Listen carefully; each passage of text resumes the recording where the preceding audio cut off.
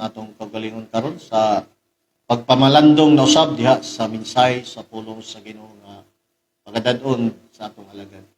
O atong ihatag pagbalik ni Pastor Mid.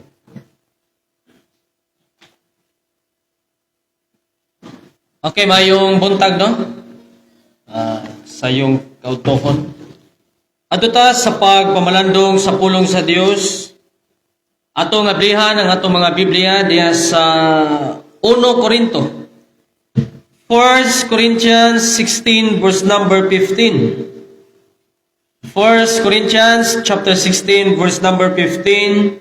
Matod pa diri, I beseech you, brethren, you know the house of Stephanas, that it is the first fruit of Achaia, and that they have addicted themselves to the ministry of the saints. Kampo ta, kanimong langit nun og balaan ng mga Dios na ining kabuntagon, ihatagan na mo ang madinawaton nga kasing-kasing ug labaw sa tanan Ginoo, among masabtan ang mensahe karon nga imong ipaabot kanamo. Diha ni Kristo kining tanan among gilauman. Amen. Being addicted in the Lord's work. Mao nay ato ang paghahatagan o pagtagad niini nga kabuntagon. Ang being addicted, no? Kining addicted makaigsunan, mura mag dili siya maayong gamiton. Kaya kung magisgot kag addicted, ginagamit na siya nga term ngadto sa drugs, no? Pero nganong gigamit man sa Bible o ni Apostle Paul ang word nga addicted. Nga sama dire sa verse 15, 1 Corinthians 16, nga akong basaw pagbalik, I beseech you, brethren, you know the house of Stephanas, that it is the first fruit of Achaia, and that they had addicted themselves to the ministry of the saints. Ang word nga addicted, mga kaigsunan, matod pa dire sa ako ang ngitag definition, a person who likes or enjoys something very much and spend or large amount of time doing it, watching it, or etc.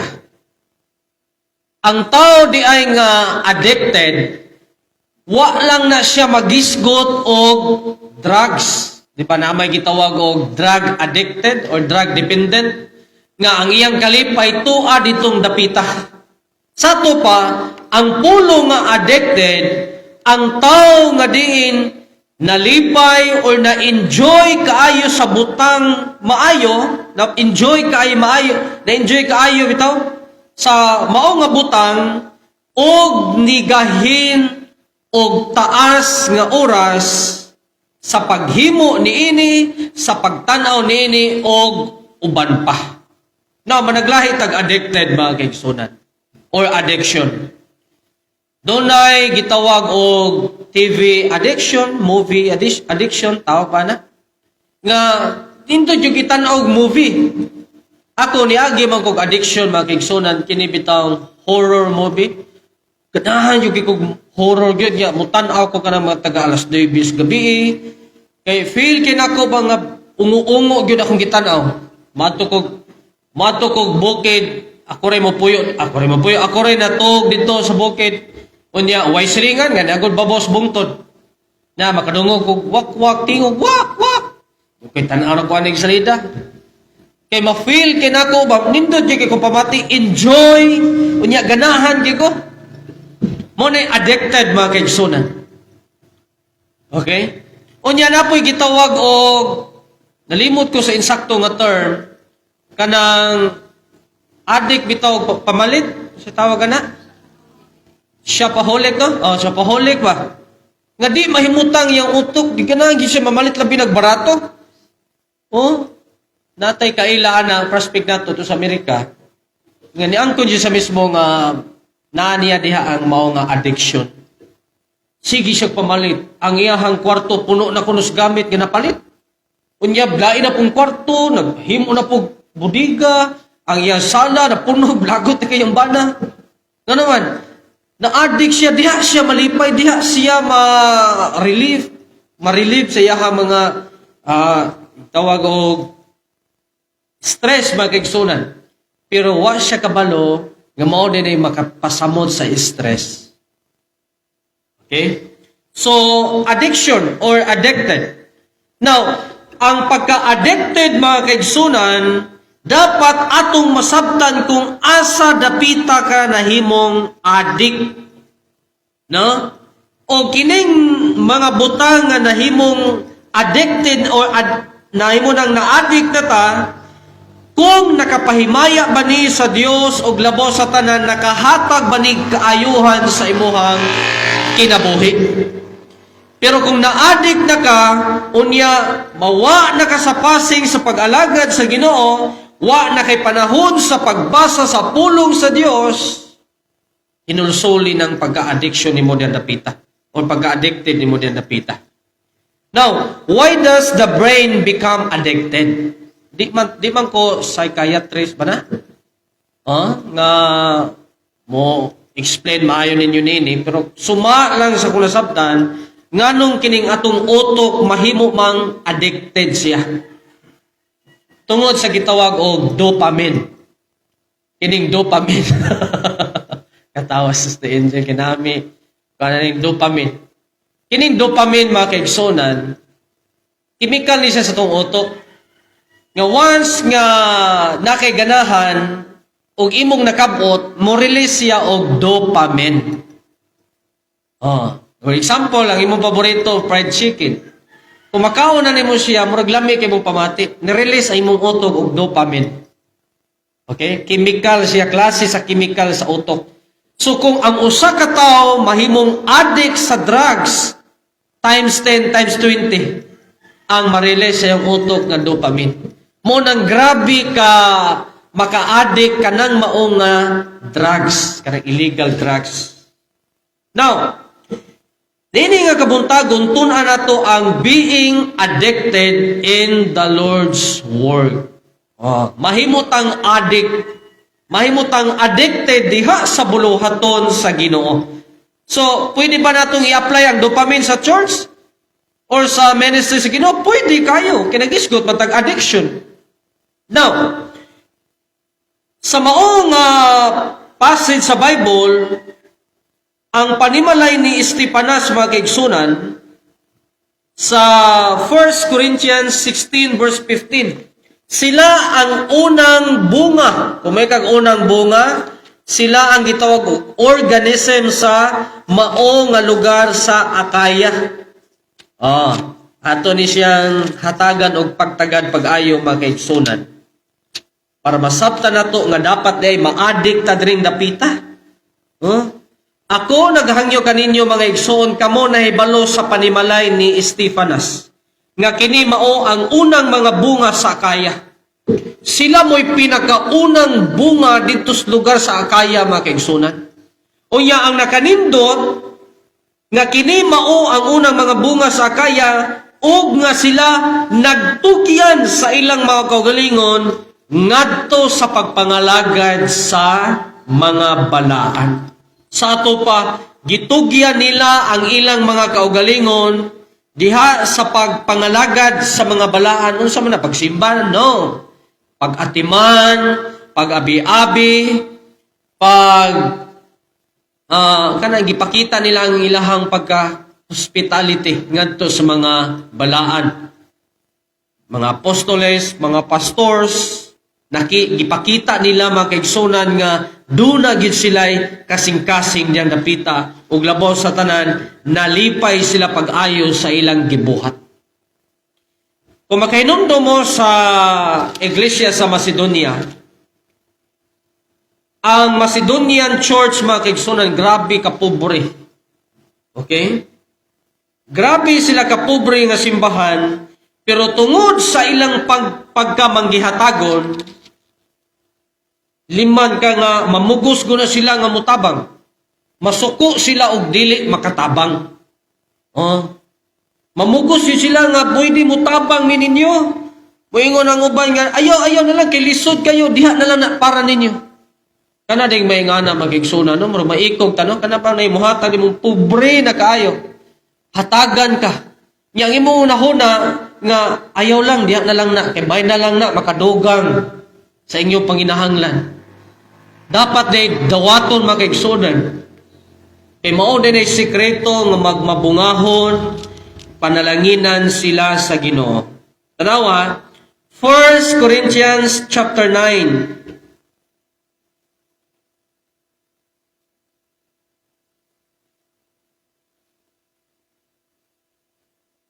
1 Corinthians chapter 9 verse number 14.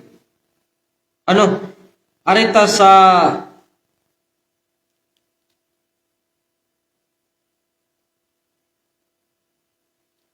katoy bito Macedonian Church, nasayop ko pagkod sa mga verse.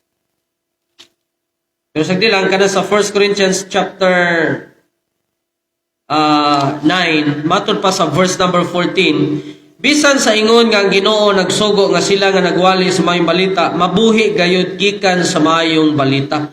So nakita ni siya sa katawhan sa Dios usab nga mo nang mutabang sila ngadto sa mga balaan tungod kay nakita nila nga gibless sila pag-ayo sa Dios sa dihang gihimo na nilang mao nga ministry. Nalipay sila pag-ayo makaigsuonan. Wala sila mahimong pabigat, no? Bantayan na may kiniusahay biya nga kanabitong kabantay ka murag nahimo na kang pabigat bitaw. Dapat di ay kita mo'y muhal sa bugat. Now, una, kung magisiguta o being addicted in the Lord's work, una sa tanan, doon na kay Ginoo sa imong kasing-kasing. Okay? Doon na kay Ginoo, doon na kay Dios nga naghari sa imong kasing-kasing kay dili ka mahimong addicted in the Lord's work kung wala kay Lord diya sa imong kasing-kasing. Ingon di siya Philippians chapter 4 verse number 4. Rejoice in the Lord always, and again I say rejoice. This good thing addiction makigsunan. Kining rejoice in the Lord always. Mangutana ko ninyo makigsunan. Malipayon bata nga nangalagad sa Ginoo? Amen. Pangutana, ikaduha ka, ayaw na ninyo tubaga. Tubaga lang ninyo sa inyo kasing-kasing, kanunay batang malipayon diya sa Ginoo. Di ba? Pag-ingon sa Biblia, rejoice in the Lord always, and again I say rejoice, but pasabot, mahimutang addicted diha sa buluhaton sa Ginoo. But pasabot, ang giingon diri, a person who likes or enjoys something very much and spends a large amount of time. But pasabot, dili siya anugunan sa taas nga oras nga yang gigahin, gibuhat, gitanaw, or uban pa nga yang gibuhat, tungod kay na-enjoy kay siya. Di ba kung ma-enjoy kay ka sa usa ka butang, di ba gusto nimo nga di na lang yun mahuman? Usahay mabitin ta tungod kay pur magkuwang pa, na-enjoy pa ko. Huwag mo na magpaabot nga daw na part 2, part 3. Inumdong ko sa una na salidang train to Busan nga first time ko nakakita og mga zombie nga perti na kusuga mandagan. Sa una nga salida nga hinay makayo ba nya maglagot po katong gigukod kay puro tipong hinaya nga mo mudagan niya madagma pag yun niya sakit niya tuhod ma. Pag-abot sa train to Busan, kusog kay managan. Hantod nga ni-end siya sa ni-end ang mao nga salida daghang nabitin. Okay? Nangandoy og second part. Ngano man tungod kay unsa may naa sa unahuna sa tao once nga murag nakulangan siya. Tungod kay interesado siya sa mao nga istorya sa salida. Kung mabasa tag Biblia og di ta interesado, di jud ka mabitin. Gusto nimo undangon bisa pagwa pa mahuman. Sa ato pa, magsugod ang addiction addicted in the Lord's work kung doon na kay interest. Okay? So rejoice in the Lord always, and again I say rejoice. Mga kaigsunan, ang gusto sa Ginoo mahimutang interesado nga makakat-on siya mga pulong, mahimutang interesado nga mutubo diha sa iyang mga pulong. Interesado mo pasabot na kay kasing-kasing diyan dapita. Kung unsa ta ka interesado nga i-bless sa Ginoo, ingon ana usab unta ka interesado ta nga makakat-on siya mga pulong. Okay? So, being addicted in the Lord's work, number 1, addicted in prayer. Ma-enjoy ka, ganahan ka nga mag-ampo, di ba? Di ka mahimutang kung di ka makaampo. Ako niagi mo kung pagka-drug addict, pangitaong yun ako ang baho sa rugby. Pangitaong yun ako ang lasa sa shabu. Na may lasa ang shabu. Nga, kana mangitag yung kong utok. Mo sabi na unta diha sa buluhaton sa Ginoo sa personal life nato makigsunan. Mao din ang gisulti ni Apostle Paul, 1 Thessalonians chapter 5 verse number 17, pray without ceasing. Dapat mahimutang addicted diha sa pagka mainampuon. Ma-enjoy, ganahan ta sa pag-ampo, pag-ayo, og mo-spend ta og taas nga amount sa oras sa pag-ampo mga kaigsunan. Imonay makapalig-on sa atong kaugalingon diha sa pag-alagad sa Ginoo. Addicted in worship. Oh, di ka mahimutan sa usa ka semana nga di ka kasimba mo simba gyud ka. John chapter 9 verse number 31, naibalo ba kamo? Ingon ito, nasayod kita nga ang Dios dili manimati sa taong makasasala. Apan ang tao nga masimbahon sa Dios, siya nagapaminaw. Addicted in worship. Mahimutang addict sa pagsimba. Oh? Naay mga kaigsunan sa unang panahon sa Book of Acts, daily. Kada adlaw sila nagsimba sa Dios. Sa ato pagipakita nila ang pagka-addict, no? Daily sila nagsimba mga kaigsunan. Kaingon ko ba nga, unsa may iltra? Wala sila yung trabaho, sige nila nagsimba.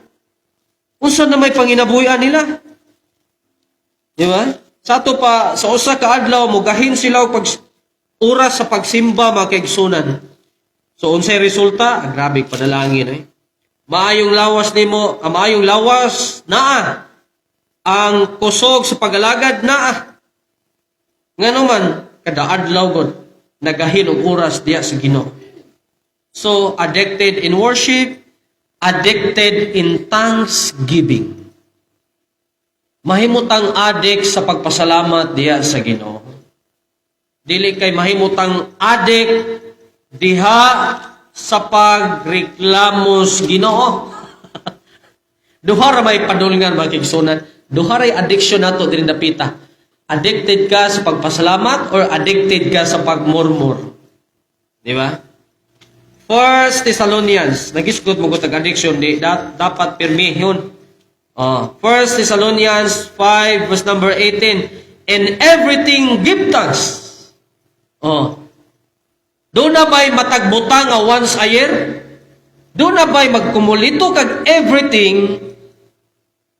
Kada butang, kada higayon, mo na'y gisgutan diha. In everything, give thanks. Karon kay ang Kristohanon, in everything, murmuring. Kadalihok, murmur, mo nang way kalipay kasing-kasing magigsunan. Sige, magreklamo. Kabantay ka ng ayuda bitaw. Katiste mo kong linya tong ayuda magigsunan pagka ng reklamo eh. Reklamo ang uban, uli na lang. Nga naman, ang kasing-kasing puno sa reklamo, ni uli na lang, mawa, kadawat sa ayuda, ako, linya ko pag-ayod, ala ning mapas mo tayo. Kay linyahan man yun. Di perting kaanas dugha paguli. So, ang pagpasalamat sa matag adlaw dapat mahimo natong addiction mga kaigsunan. Ephesians 5 verse number 20. 5:20 Ephesians. Giving thanks always for all things unto God and the Father in the name of our Lord Jesus Christ. Unsa daw? Giving thanks always. In everything, give thanks. Sa to pa nagisgot ni siya og kanang mahimutang maadik diyan dapita sa pagpasalamat sa Ginoo. Problema, hayahay, kalisod, tanang mga butang dapat atong pasalamatan ang Ginoo. Kuha ipog pagtulunan. Addicted in reading the Word of God. Mahimutang addicted sa pagbasa sa pulong sa Ginoo. Kabalo ba mo mga kaigsunan ang sekreto nga mahimong ma-interest ka sa pulong sa Ginoo sa pagbasa? Himo ang comics. Himo ang sitawag na sa una kanang pocketbook. Sa una nabasa ko sa Book of Genesis. Kanang Book of Genesis puno man sa history, puno na siya sa istoryas kinabuhi sa tao ni Adan, ni Jacob, ni Abraham, ni Isaac, ni Moses, ani Noah. So ako na siyang ginasundan, magbuga ko kahoy si ko gunahon nga unsa na katong hitabuan ni ko ano? Basahon na po na ako. Hurot ako basa ang Genesis. So, dapat mahimo kang interesado sa pagbasa sa pulong sa Ginoo. Unsa may giingon sa Psalms chapter 1 verse number 1 to 3. Psalms chapter 1 verse number 1 to 3.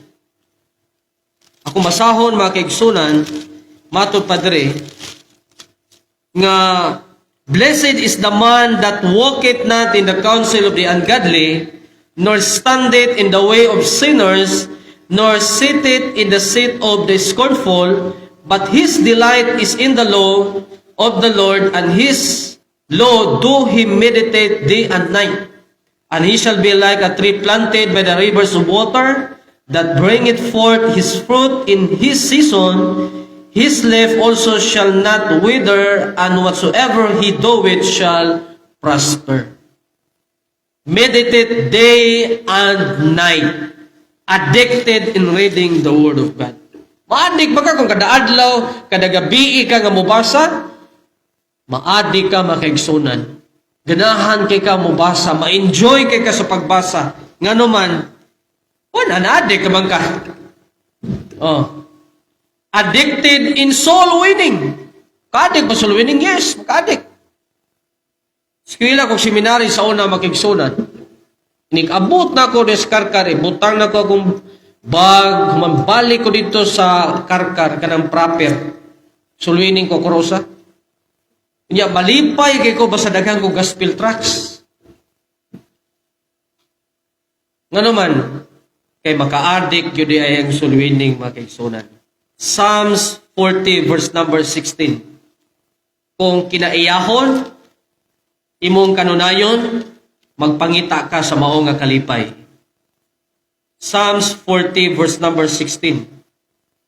Let all those that seek thee rejoice and be glad in thee. Let such as love thy salvation say continually, the Lord be magnified.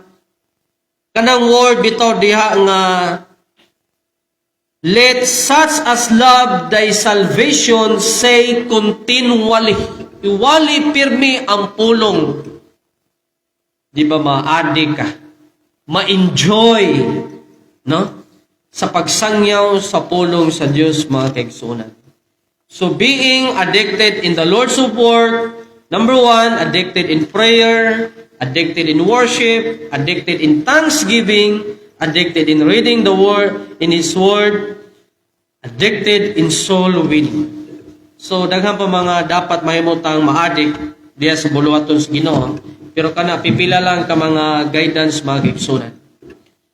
Ginoong Dios nga labing gamanan, salamat o Dios sa imong mga pulong ay magitudlo nga ni kanamo. Ngaon ta Ginoo among itugyan ang among mga kaugalingon diha sa pagampo, diha sa pagsimba, diha sa pagbasa sa imong mga pulong, diha sa pagsangyaw ug uban pang mga butang Ginoo. Kining tanan namong gipasalamatan sa ngalan ni Jesus. Amen. Ito balik sa atong MC.